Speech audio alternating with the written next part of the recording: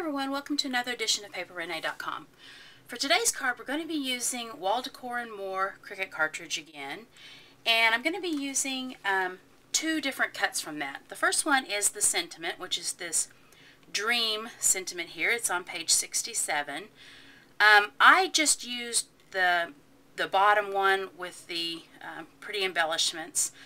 I tried cutting that one and one on top, but I never could get it the way I liked it, so I'm just going to use that one. And the other cut I made was the Eiffel Tower, which is right here on page 54. I cut the bottom really pretty flourishy piece and then the top in black. And they look like this. And then here's the sentiment, which of course, since I put on white, on black, you can't see. Here we go, like that. And I'm going to be gluing this on here with some Tombow Mono glue.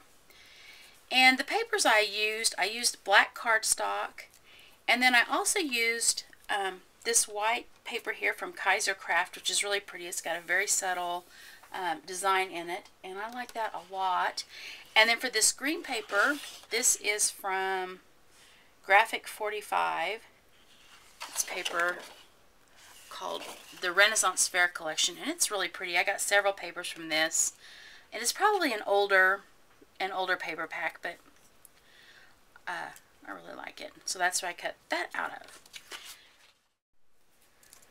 Okay, I have my Eiffel Tower glued together.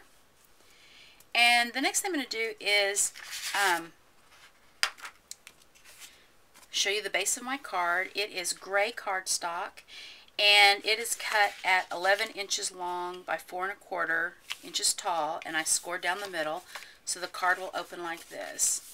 I cut a piece of that white paper, which is 2 inches by 4 inches, so it will fit right here on my card. And I'm going to glue the Eiffel Tower onto it.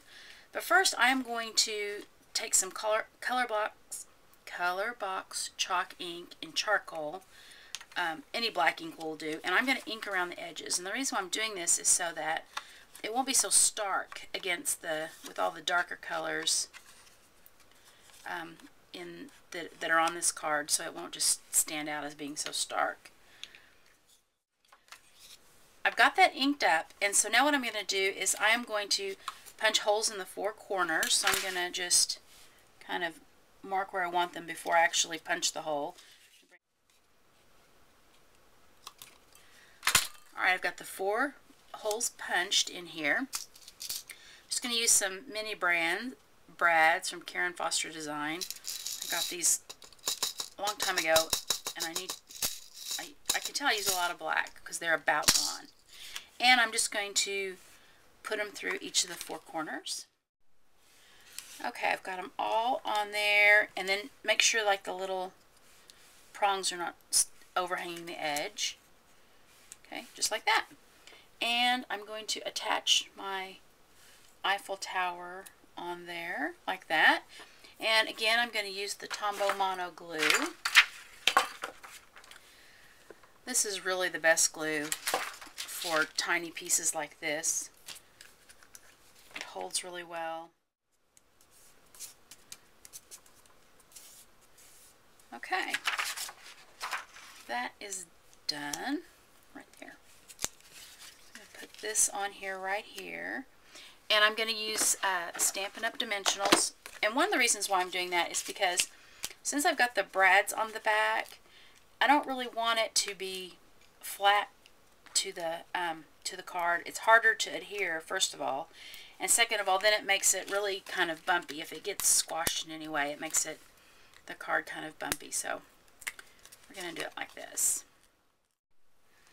Okay, to emboss, I'm going to be using this stamp set from Inka Dinka Doo called Bold Damasks. I'm going to use this big one here in the middle. I put it on the biggest block I have, and it kind of hangs over a little bit, but I think I'm going to be okay with that. It doesn't hang over, whoops, very much. And I think actually, there we go. Now to emboss, you need to use Versamark, which is it stays wet long enough for you to be able to put the embossing powder on it and then emboss it. And I'm mainly going to try to get it like right here, like this. Okay, I'm going to ink up my stamp really good with Versamark. I love using the clear embossing powder. The white is really pretty. All the colors are really pretty, but the clear just makes it look, is very elegant look. And it adds a lot to it without really changing the color or making it too busy. And remember, I don't need to put it over here because that's where my little Eiffel Tower is going to go. So basically, just like this. Make sure we get a good impression.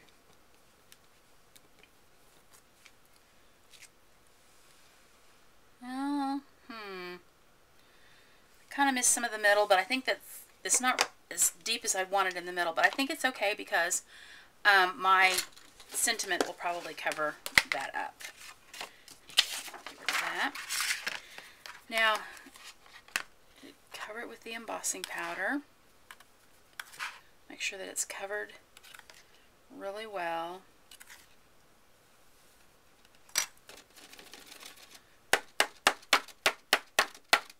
Get the excess off because you don't want it to stick.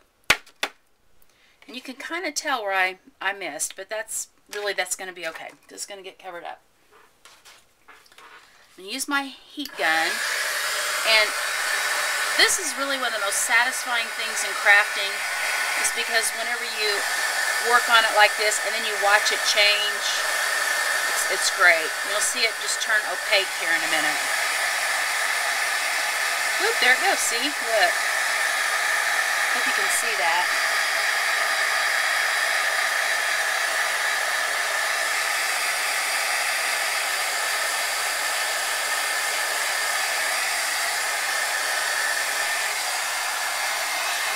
Sometimes I'll heat the other side so then I can turn it off and kind of work it a little bit so it won't warp too bad.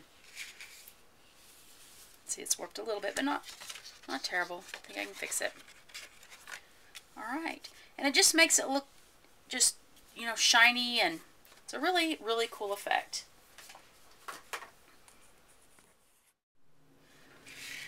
Okay, this is one of those cases where I've kind of changed my mind midstream.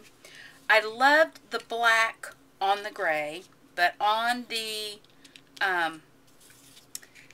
embossing, not so much. It didn't stand up very well. So I went ahead and cut that dream out of another piece of that paper that I used for under the Eiffel Tower.